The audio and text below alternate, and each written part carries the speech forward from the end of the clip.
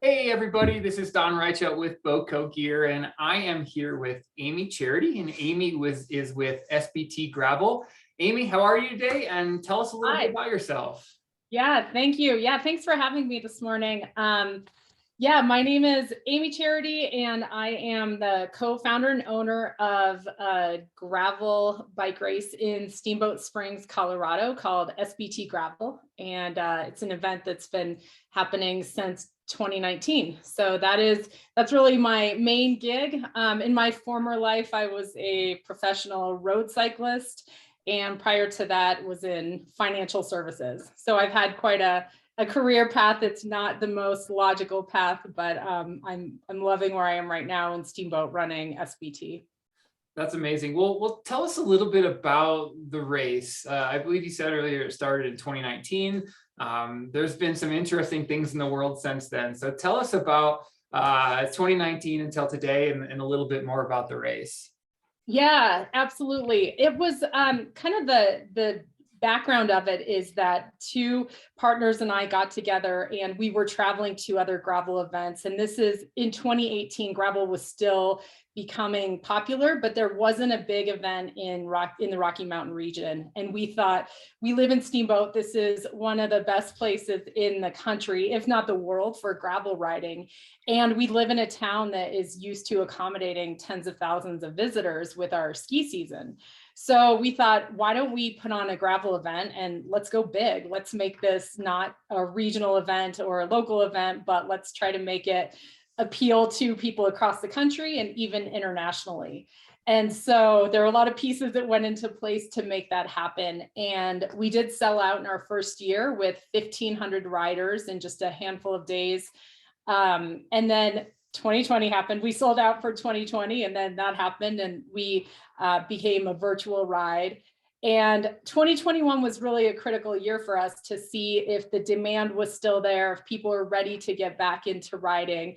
And so we opened up registration, and in less than 10 minutes sold out to 3,000 people. So needless to say, the demand was there. People had had a really good experience in 2019. And so that's where we are now. We think 3,000 is about the right number, where it's a big event without a doubt, but you still feel like you have a personal experience. I think everyone who participates in SBT would say that they got a lot out of it, and that it didn't feel like they were just a number, that they had this great experience. And that's really one of our guidelines in how many people we'll have. So this year we're in August 14th, and we are sold out again, and we'll have 3,000 riders. And then our community comes out in droves to make this happen with volunteers and support. So it's an incredible weekend. It's more than a one-day event. It's a really fun weekend.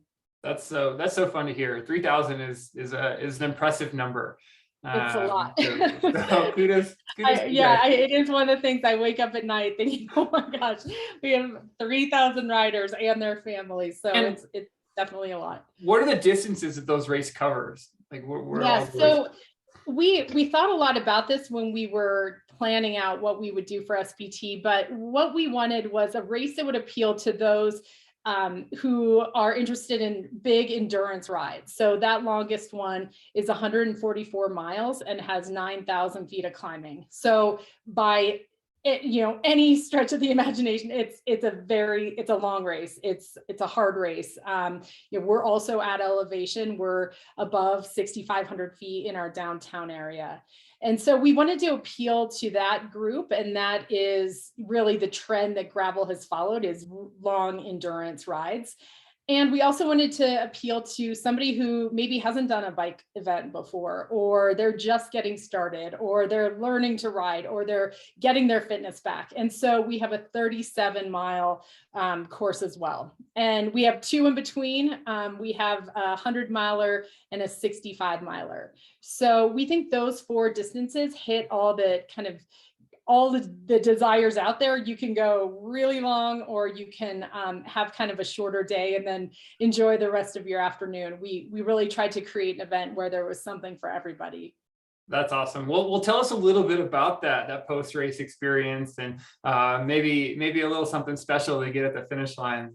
Yeah, absolutely. Well, SBT, when we started out the race, we talked about investing in the riders. And I would say that is not only just post race, but it's also when you get to Steamboat, that during the expo, you get this incredible swag bag. We have amazing partners and sponsors. And so you're already pretty excited about what you've received at that point. And then race morning, we have free coffee for everybody. And I think that's just something that came out of my racing background. It's just an absolute essential. And I know when I've been at races, I don't have money with me and I really want coffee and I'm looking around and you can't find it. And so coffee for everybody. And then we have these incredible aid stations. So when you're out on course, we have volunteer groups. We have them almost every 30 miles. And so you can carry your own food, but you don't have to. There's plenty out there. And we just wanted to make them fun. So we have things like Twizzlers out there, M&Ms, or PB&J, plus Honey Stinger is our nutrition sponsor, and they'll have all the nutrition that you could need as well. And just fun surprise and delight areas as well. We had something called Mount Butter. So Chamois Butter put on a party at the top of our last climb, and they had pictures and costumes and music and bacon and bourbon and you name it. So just really something where people could stop and celebrate if they didn't want to keep riding as fast, or if they're not in the contention for the win, they could stop there and hang out for a while. And then when you finish, you get a post-race meal with local food vendors. You get a beer if you want it. We have these amazing BOCO finisher hats, which I'm sure you've seen them around. They are our trademark for SBT gravel. So we have one, they're color coordinated. So if you do the green course, which is our shorter course, the 37 miler, you get a bright green hat and it's super cool with our logo on it. And then we have the red course, the blue course, and the black course. And so these hats you'll see around town. I've literally seen them in airports around the country, and it's amazing to see. And we change them up a little bit every year. BOCO comes back to us with a great design. So that's something that look out for when you're traveling around, and something that our riders consider a great perk is getting those hats. That's so cool. All right, well, I'm gonna switch the conversation a little bit. It's been amazing learning about the ride, but now I want to learn a little bit more about you. Specifically, we're in Women's History Month, and you're obviously in an industry that, for the most part, is dominated by a lot of males. So I'd like to hear from you about your experience being a female leader in the outdoor industry, and maybe even tie into, you also were a professional cyclist, and that's not a well-known area for women as well, and on the national stage. So I would love to hear some of your experiences and thoughts in those areas. Yeah, no, thank you for, I think having the conversation about it is so important. So thank you for asking. It's definitely a challenge. I think, like you mentioned, it is a male dominated industry without a doubt.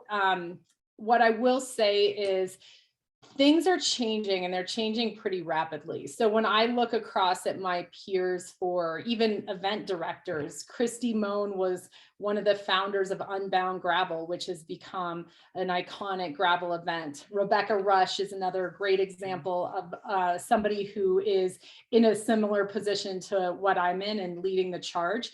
And I think the more that people see that women are in these roles, the more the respect is there, the more they are used to it.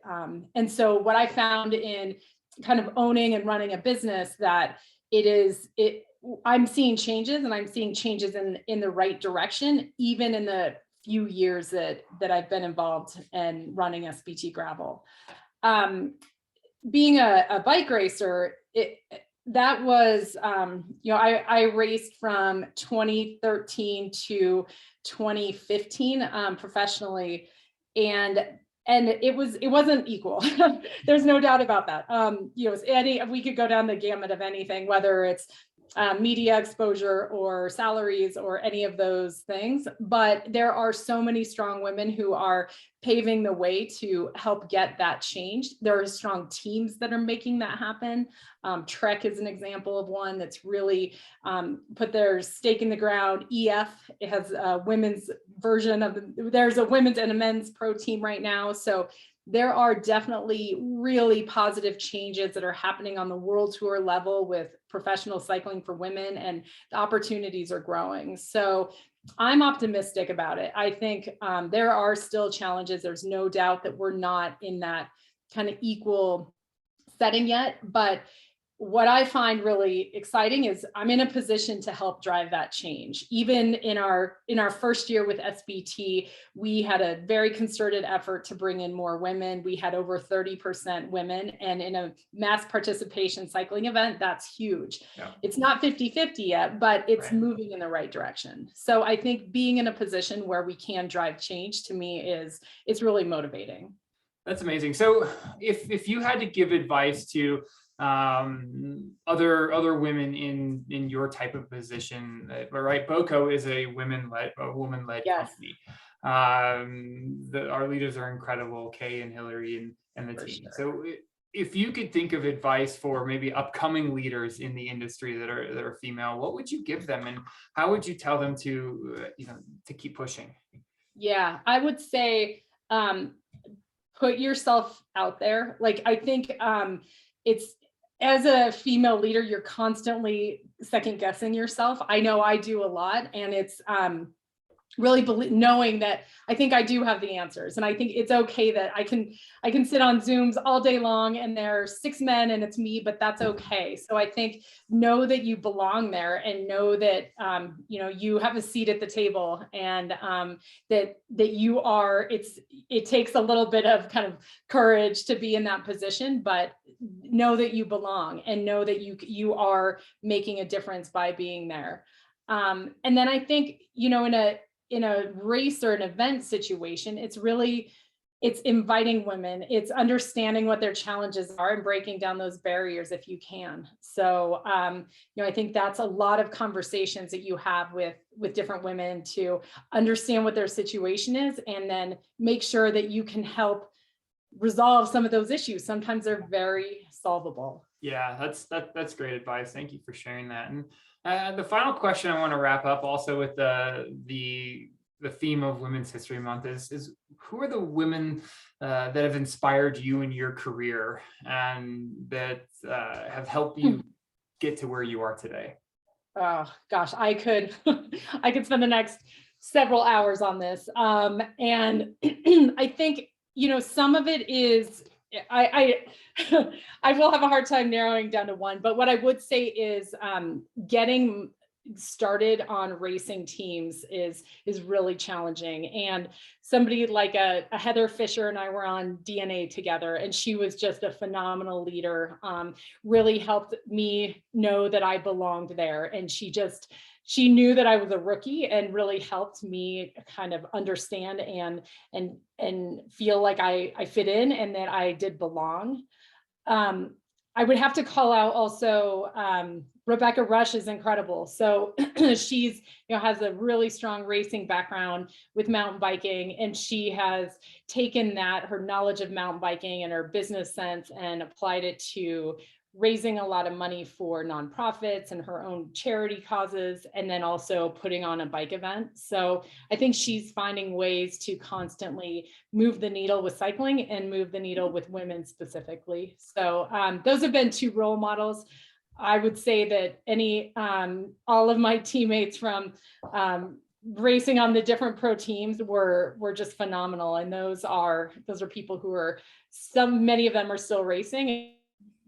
Such strong women leading the charge in the sport of cycling. That's awesome. It's good to have those people in your corner and people you can rely on to learn and grow yourself.